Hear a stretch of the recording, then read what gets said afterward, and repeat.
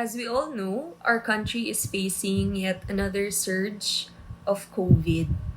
And one of the many challenges that come with that, besides diagnosis, testing, and tracing these patients, one challenge that we also have to consider is the management and care ng ating mga COVID patients and how we are able to support the general population um, while they are in isolation, no?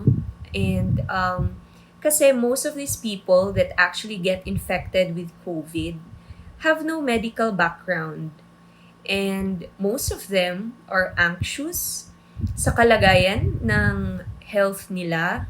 And they're also anxious with regards to the management, the medications they are taking. And also, most of them would feel na, Doc, ano ba pwede ko gawin sa bahay? Or what else can I do besides taking in the medications? And yun na nga, there's also the scare of yung kakulangan ng gamot in pharmacies. And it just adds to the anxiety of most patients on top of the physical, no, na nafe-feel nila with their symptoms and the discomfort.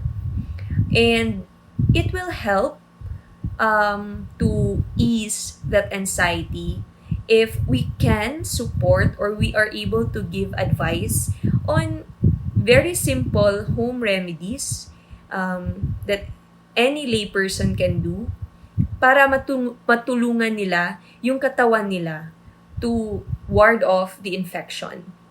And it's also important for us to realize that in managing disease, no, of any kind, not just COVID, there is always the role of diet and nutrition. Okay? And it's also important that patients will realize na meron silang pwede maiambag when it comes to their management. Kasi healing, no, is parang it's a two-way process with the doctor and cooperation ng pasyente. And yun na nga, one way for our patients to contribute is to make sure that they are eating healthy. And kasi when you talk about diet and nutrition, it's not just about how much you are eating, kung gaano karami, but it's really about the quality of the food that you're taking in. And syempre naman, no, kung yung kinakain is devoid of nutrients, then surely, ano naman ang makontribute niyan to your body in fighting off the infection? Most importantly, ano bang makontribute ng pagkain na yan to your immune response, no? And that's important.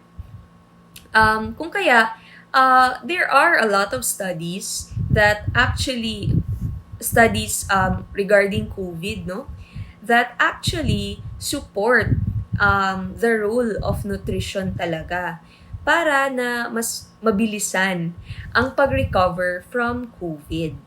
And, you know, in these studies, they've seen that a poor nutritional status will really affect your immune system.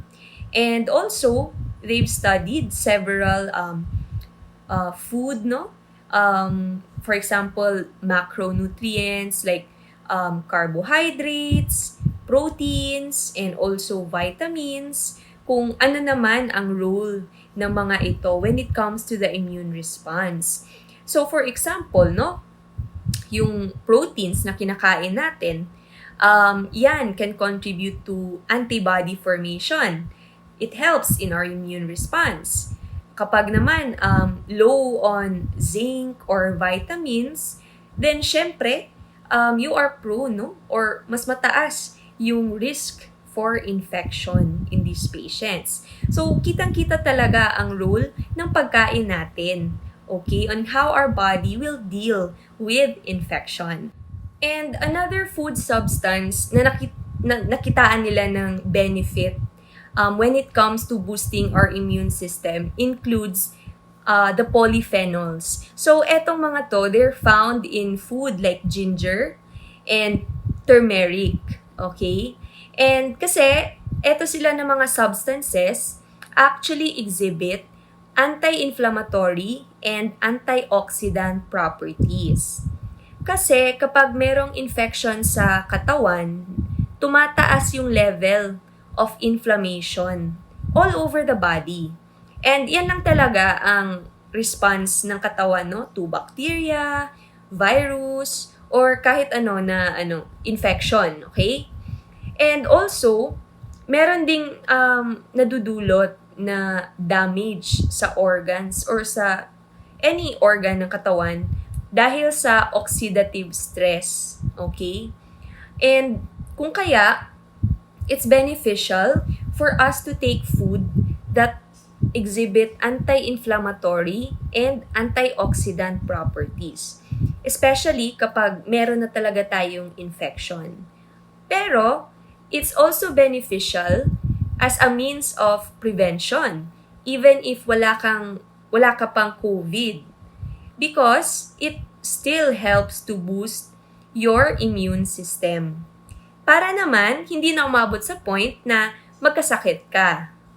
And yun na nga, yung pag-take naman ng mga pagkain na ito are not complicated or wala namang complicated na specifications sa pag-take kung gano'ng karami or gano'ng kadalas for them to be effective.